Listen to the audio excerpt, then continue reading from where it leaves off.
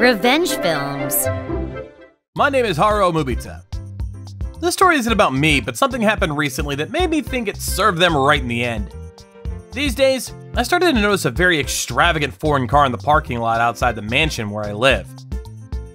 What was strange was that this is the kind of mansion that the filthy rich folk would live in, but one for students or for a single office worker.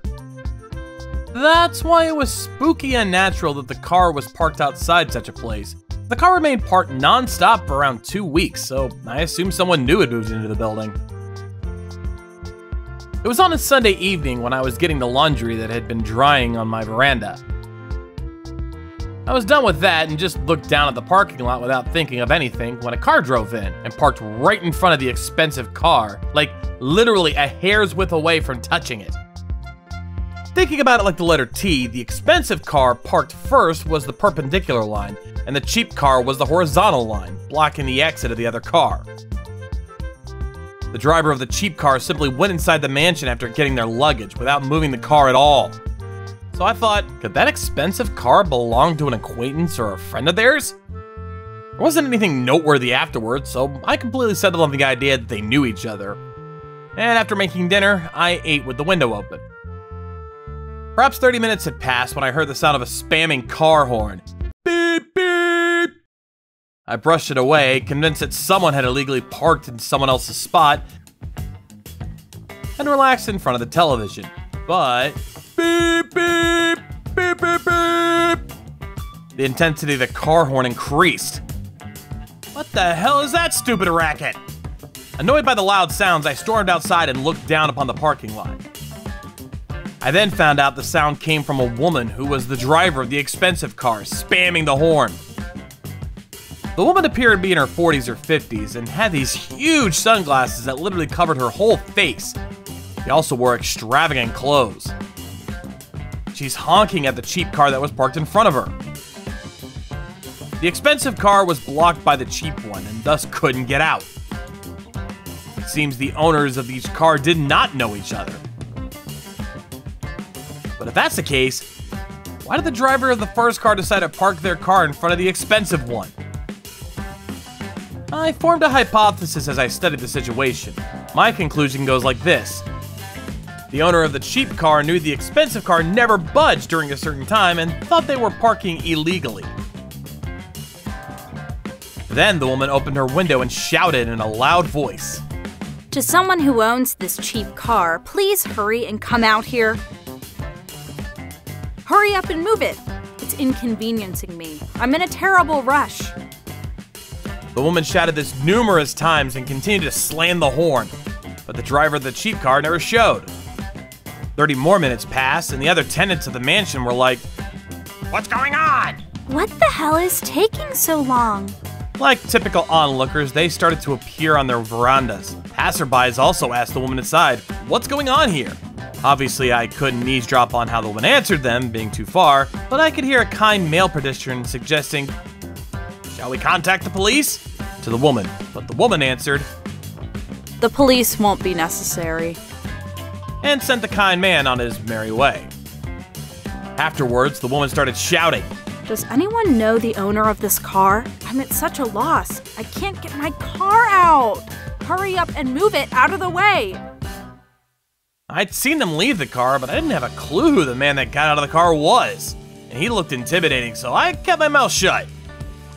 After some time, perhaps 3 hours, the driver of the cheap car walked straight up to the woman. The relief that swept over me with the thought that everything would now be solved lasted but a moment. The man asked the woman in a booming voice, "Why are you even parked on this space?" Now wait a minute. Says you, who illegally parked in front of her. You should say you're sorry first. I retorted to him, but I'm a coward, so I only retorted in my mind, obviously. I'm in a hurry. I'll be bothered if you don't hurry up and move it out of the way. Of course. I was going to leave quickly, but because you parked here like this, I couldn't get out at all. Heyo? No one was there, so I only borrowed it a little bit. Wait. What? Here I realized a small mistake I made. Turns out it was the woman who was parking illegally. But you can't blame me for making a mistake. She was wearing clothes that screamed style, while the dude not only had an intimidating face, but donned his whole body with black and wore a necklace around his neck. So no matter how much you tried, you would always end up assuming he's some high school dropout.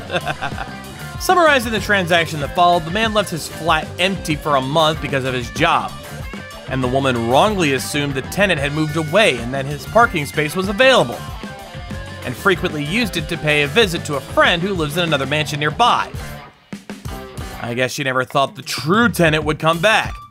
She claimed she was only using the parking space for a little bit, and in the slim event they returned, she foolishly thought that only a quick blare of the horn would get an apology and the parking space back. You'd think the strong-faced guy would now move his car out of the way, problem solved, but no. He went on to say, "I already drank a bit, so I can't drive. You'll just have to wait until tomorrow. If you can't wait until then, hire a tow truck yourself and haul it out of the way. But don't you dare damage my damn car!" He started walking away, but the woman retorted to him, Now hang on just a minute. How much do you think hiring a tow truck costs?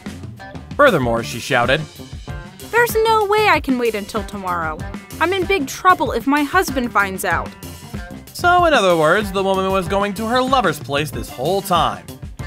If you say you've drunk a little and can't drive, I'll drive your car out of the way for you. So, would you give me your keys?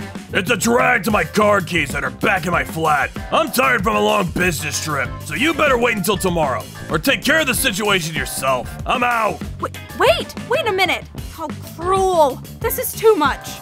The woman, who apparently closeted her admitting she's to blame, started shouting, half crying, that he was cruel and cold, and the dude never did look back as he walked away.